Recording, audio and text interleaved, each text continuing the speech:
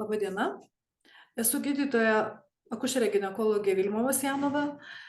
Šiandien su jumis norėčiau pakalbėti apie nėščiųjų negalavimus, apie tuos negalavimus, kurie yra įprastiniai, fiziologiniai nėštumo metu, taip pat apie tuos, į kuriuos labai reikėtų atkreipti dėmesį, dėl kuriuos reikėtų informuoti savo gydytoją ir padėti susiorientuoti, kas gerai, kas blogai organizme nėštumo metu.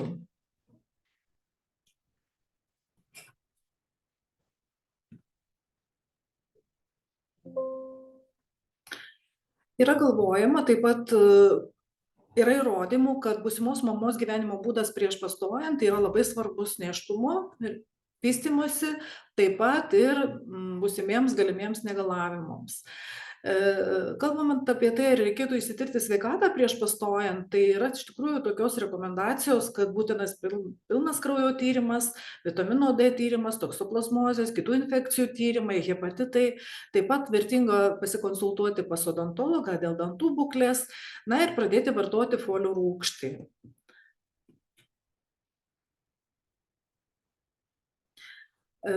Lietuvoje nėščios, vadovaujantis ministro įsakymu, turi teisę lankytis pas 3 specialistus pasirinktinai.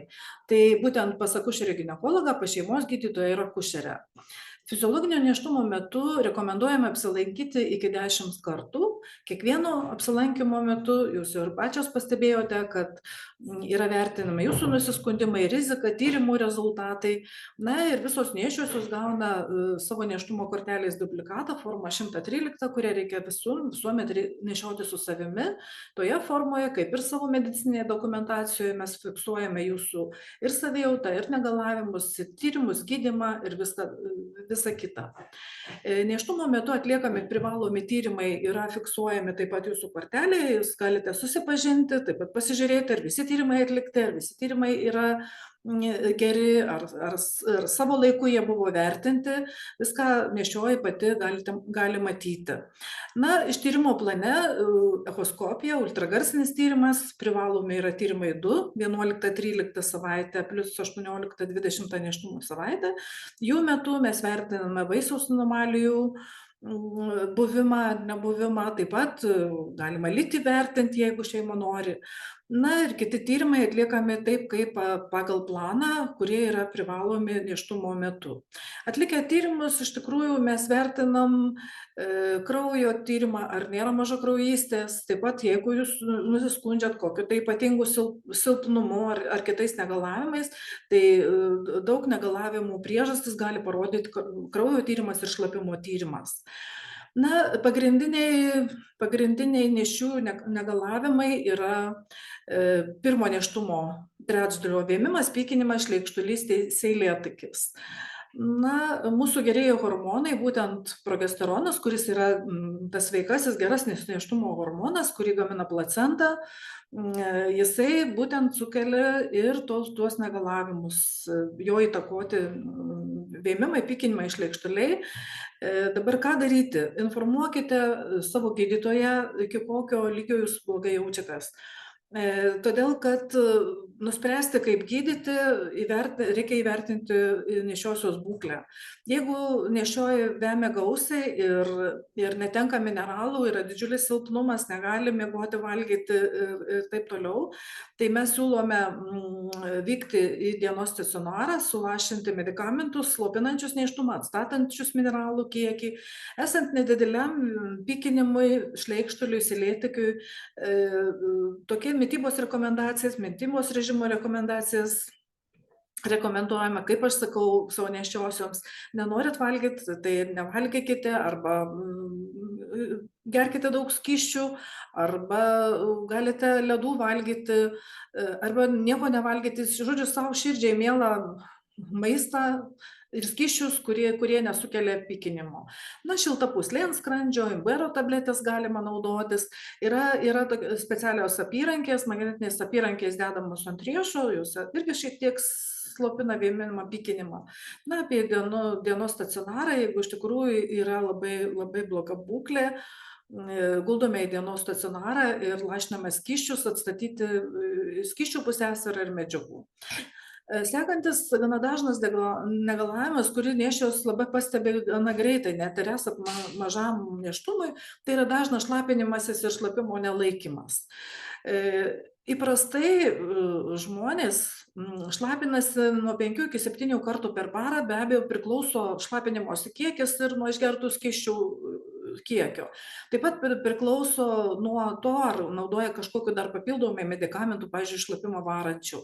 Nėštumo metu vis tas mūsų gerasis progesteronas, jis pabrinkina tiek lytinius takus, tiek šlapimo takus, dėl to atsiranda toksai noras dažniau šlapintis, varinėjimas šlapintis. Na ir nėščioji gali šlapintis 10 kartų per parą, o kartais ir daugiau. Na ir kai kurios nėščios nesulaiko šlapimo kosint, čiaudint. Išlaša ar keletas lašų iš šlapimo takų šlapimo, ar net ir daugiau. Na, kaip sau padėti? Veiksmingi yra Kegelio pratimai, tai yra pratimai, kurių metu įtraukinėjami makšties raumenys ir jie stiprina apatinį makšties segmentą, tuo pačiu šiek tiek sustiprina ir šlaplės sritį. Ir galima savo kažkiek palengvinti dėl šitos būklės. Tačiau norėčiau atkreipti dėmesį, kad jeigu jums atrodo, kad šlapinimasis yra su krauju, arba yra skausmas šlapinantis, arba skauda šoną, skausmingas šlapinimas, temperatūra pakilo, arba atrodo, kad teka šlapimas nesustojamas, būtinai kreipkitės pas savo gydytoją, informuokite, kad būtų nuspręsta, ar nėra rimtesnės patologijos jūsų šlapimo takuose. Tarp kitko ir su nėštumu taip pat, nes kitą kartą gausų nevalingą šlapimo tekėjimą galima supainioti su vaisiaus vandenų tekėjimu, o tai jau yra priešlaikinis gimdymas. Na, išskyros. Nėštumo metu visiškai visoms nėščiosioms pagausėja išskyrų. Tačiau tos išskyros yra daugiau gleivingos, daugiau tokios skystos, be kvapo, be kažkokių papildomų priemaišų, balzganos. Tai nieko blogo, tai yra normalu. Tačiau jeigu išskyros papilkėjo, tapo žalios arba yra ryškiai geltonos spalvos su kraujo priemaiša, būtinai informuokite savo gydytoją. Paprastai tais atvejais mes paimame makšties išskyrų tepinėlį, sprendžiame, ar ten nėra infekcijos ir gydom, jeigu yra reikalas. Nėštumo metu naudoti makšties žvakutes, makšties išskyrų gydymui tikrai galima, kaip ir daugybė kitų vaistų. Kitą kartą nėščios baiminasi, kad nėštumas, kad nepakenktų nėštumui, vaikučiui, privengia vaistų naudoti. Iš tikrųjų, tuos vaistus be baimės naudokime, jeigu yra reikalas. Na, kitų negalavimų vidurių užkietėjimas. Pakankamai dažnai nėščios skundžiasi, tai mes rekomenduojame patobulinti savo mitybą, daugiau skaidulinių medžiagų naudoti. Tikrai literatūroje daug duomenų, kaip vidurius reguliuoti, skysčių pakankamai gerti. Na ir jeigu jau tikrai didesnė bėda, galima Hemoron panaudoti žvakutės, Mikroleks, klizmutės, čia visiškai nesudėtinga. Na, taip pat labai dažnai pasitaiko blogesnė nuotaika, melancholinė tokia nuotaika, žinoma, ir depresinių nuotaikų moterim pasitaiko. Tai iš tikrųjų, jeigu jaučiate, kad nuotaika prastesnė, jūs tapote jautresnė, dirglesnė, aštriau reaguojate į aplinką, į savo būklę ir verkiate. Nu, priežastis, aišku, mes viskuo apkaltinam hormonus, tačiau tikrai sakykite savo gydytojai ar gydytojui, kad jų būklė tokia truputėlį nervingesnė, tikrai bus pasiūlyta pagalba ir bus nuspręsta, ką daryti. Nėštumo metu, jeigu ten prastesnė nuotaika ar blogiau miega, tai yra sedatyvas, mes kartais parekomenduojama, nėštumo metu galima homeopatinis preparatas. Na, nėštumo metu tikrai susidūrėte ir skaitėte internete daug informacijos, kad gydytojai pakankamai daug draudimų duodame. Neturėti lytinių santykių, ten sakysime, ir dėl skrydžių lėktuvų ir taip toliau. Tai jeigu yra normalus nėštumas, jaučiatės gerai, nėra placentos pirmeigos, nėra ten kažkokio gimdos kaklelio atsidarimo, rizikos persileidimo ir taip toliau, tai lytinius santykius tikrai nešioja gali turėti, nešiosios šeima galite turėti. Aišku, literatūra skelbia, kad seksualinis gyvenimas labai sulėtėja nėštumo metu dėl įvairiausių priežasčių, bet iš tikrųjų, jeigu jūs turėjote anksčiau ir nėra patologijų, tai tikrai nebijokite, viskas galima. Dėl lytinių santykių apskritai šita rekomendacija tiks visiems ir sunkiam fiziniui krūviui, ir sportui intensyviam, bėgimui, skrydžiams, lytiniams santykiams ir tai visos rekomendacijos, kada mes nerekomenduojam. Na, žinoma, aš gražiai pasakau, nerekomenduojam ir mokslinėje literatūroje rekomenduojama sakyti, kalbėti gražiom rekomendacijom, iš tikrųjų, ne kad jums draudžiama, jums neleistina, nes taip ir taip, nes dažniausiai ir šeimą, ir žmogų, ir pacientą, na, etiškai įžeidžia tokie žodžiai, tai iš tikrųjų neturim teisės mes taip sakyti, tačiau rekomenduojame lytinių santykių ir visos kitos tos veiklos intensyvios atsisakyti, ką aš jau minėjau anksčiau, jeigu yra kraujuojama iš makšties, jeigu teka vaisiaus vandenys, jeigu yra gimdos kaklelio nepakankamumas, jeigu yra placentos pirmeiga, jeigu anamnezė, tai yra anksčiau gimdėte vaikutį prieš laiką ir yra daugiavaisis nėštumas, 2 arba 3 vaikučius nešiojat. Fizinė veikla. Įvairi, nesunki, neintensyvinė fizinė veikla nėštumo metu yra tikrai nedraudžiama. Vėlgi, aš mėgstu sakyti, iš tikrųjų, jeigu jūs sportavote iki nėštumo aktyviai ir sportuosite toliau nėštumo metu, tai priklausomai nuo to, koksai sportas buvo. Sporto atsisakyti nereikia, tai gal truputėlį intensyvumą jo sumažinti, tačiau yra nėščios, kurios nesportavo niekad gyvenime ir pastojusios, sako, dabar jau mes sportuosime ir tobulinsime savo kvėpavimo sistemą ir kad vaikutis geriau vystytųsi ir taip toliau. Tai reikėtų labai atsižvelgti į savo gyvenimo būdą ir į savo savijautą. Intensyviai sportuoti staiga pastojus iš tikrųjų nerekomenduojama. Yra nėščiųjų mankštos, kurios tinka, jūs aišku nerekomenduojamos, jeigu yra mano anksčiau minėti nėštumo komplikacijų dalykai. Na, visos gydymo įstaigos turi galimybę turėti nėščiųjų mankštas ir dažniausiai jau patyrę kineziterapeutai žino, kokie pratimai tinka ir apmoko tų pratimų ir pačios galite daryti jau namuose. Taip, kad mankšta nėščiųjų tikrai yra naudinga ir nekenkia. Dar kokių yra rekomendacijų dėl fizinės veiklos, tų pačių fizinių pratimų ir viskas.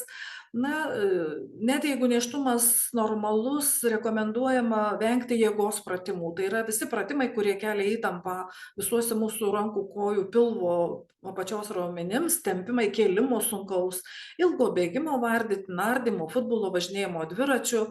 Na, tikrai pasitaiko nėščiųjų, kurios noriai tą atlieka ir taip toliau. Geriausiai labai tinka baseinas ir kvėpavimui ugdyti. Jeigu nemoka plaukti, tai yra pratimai laikantis įvairūs pratimai rankom, kojom, kurie treniruoja rankų, kojų raumenis, kvėpavimą taip pat. Nebūtina mokėti plaukti, bet aišku, jeigu mokate plaukti, tai yra puiku. Nėštumas ir skrydžiai lėktuvu. Turiu informuoti, kad skrydžių kompanijos dažnai reikalauja pažymos iš gydytojo, jeigu keleivė yra nėščia, laukiasi, kad būtų patvirtintas normaliai besivystantis nėštumas. Tai skrydžių kompanijos reikalauja tokių pažymų. Na, tiek nėščioms, tiek, sakyčiau, ir visiems mums skrydžiai lėktuvu kelia tam tikros nedidelės rizikos dėl trombų, dėl to, kad triukšmas, kad mažesnė erdvė, kad turbulencija, neįprastas maistas ir taip toliau. Ir nėštumo metu iš tikrųjų tos aplinkybės veikia stipriau negu kad nenėštumo metu. Rizika nėštumo metu yra didesnė skrydžio metu turėti tromboembolinių komplikacijų, reiškia trombozę. Todėl rekomendacija yra bendra, kaip ir visiems žmonėms, yra fizinis krūvis ir daug skysčių skrydžio metu. Tačiau didesnė rizika skrydžiams ir tromboms yra, jeigu yra nutukimas, jeigu yra kontraceptikai iki tol anksčiau ilgesnį laiką vartoti, vėžys ir ilgesnis amžius, tačiau šiuo metu, kalbant apie nėštumą, ne prieš parodytini tie skrydžiai, skraidyti galima, bet vėlgi atsižvelgti į savo būklę ir apsispręsti protingai, kad savo nepakanktume.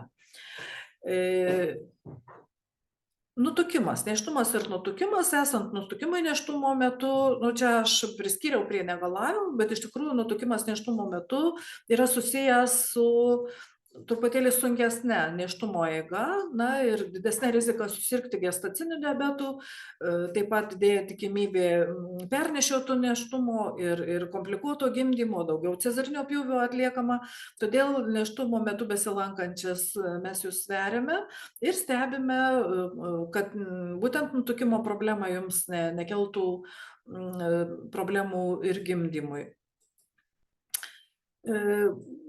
Nutukimo atveju iš tikrųjų nerekomenduojam mes nei skaičiuot labai kalorijų, nei riboti savo kalorijas, tačiau labai rekomenduojame ministerijos tinklalapį www.sam.lt, taip pat Lietuvos akušerių ginekologų tinklalapį LAGD, Lietuvos akušerių ginekologų draugija.lt, yra metodinės rekomendacijos esant nutukimui, taip pat yra metodinės rekomendacijos pagrįstos Pasaulinės sveikatos organizacijos rekomendacijomis, ką valgyti nėštumo metu, kokius papildus naudoti. Tai tikrai labai rekomenduoju atsidaryti tuos tinklalapius ir pasižiūrėti, ką sako mokslas apie nutukimą ir apie nėščiųjų mitybą. Rūkymas. Yra įrodyta, kad rūkymas nėštumo metu arba pasyvus rūkymas, tai yra žmonių, kurie rūko jūsų aplinkoje, kenkia nėštumui, dėl rūkymo gali padidėti savaiminio persileidimo rizika, taip pat gali padidėti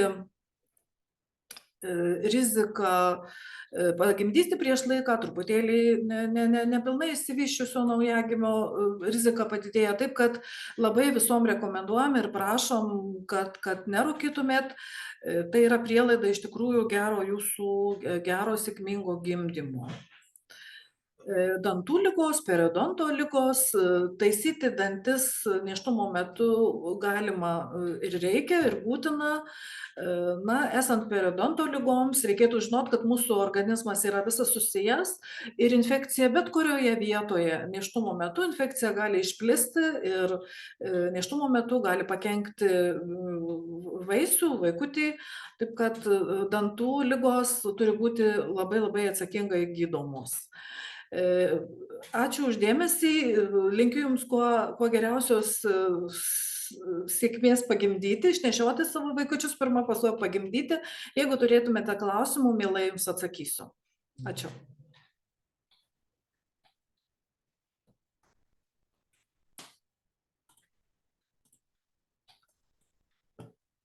Nežinau, gerai?